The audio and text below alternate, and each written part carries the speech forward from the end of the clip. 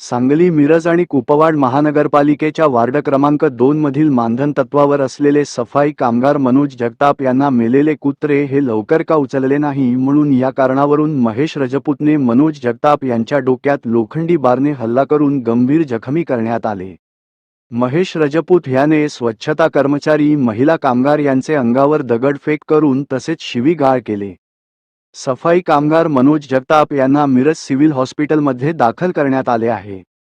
घटनेची माहिती मिळताच शिवराज्य सफाई कर्मचारी सेना कार्यकर्ते यांनी सफाई कामगार मनोज जगताप यांची व महिला सफाई कर्मचारी यांची भेट घेतली.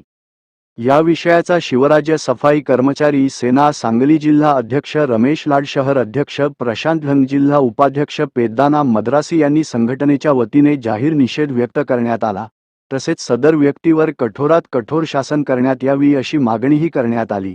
सांगली, मिरज आणि कुपवाड महानगरपालिकामधील होणाऱ्या कर्मचाऱ्यांवर वारंवार हल्ल्यांवर प्रशासनाने गांभीर्य दखल घेणे हे काळाची गरज आहे. तिरंगा न्यूज महाराष्ट्र चॅनलसाठी संपादक सलीम भाई अत्तार.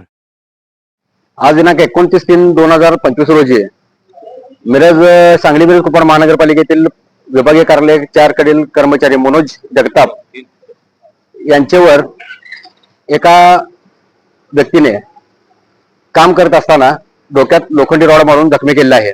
याबाबत संघटनेच्या वतीने शिवराज्य सफाई कर्मचारी सेना संघटनेच्या वतीने आम्ही तीव्र निषेध व्यक्त करतो. सदर व्यक्तीस तातडीने अटक करून त्याच्यावर कठोरात कठोर कारवाई करावी. अन्यथा अशा कर्मचाऱ्यांच्यावर होणाऱ्या अन्याय जर थांबले नाहीत तर मंगळवारपासून आम्ही काम बंद आंदोलन करणार आहोत. मी राणी राजू सौंदडे, आरोग्य विभाग, महिला कर्मचारी, माजी सैनिक वसाहतमध्ये भोसले यांच्या दुकानासमोर कुत्र मेला असता. मग त्यांनी मला सांगितल्यानंतर फोन केला त्यांनी मुकादमाने घंटागाडी पाठवून दिली.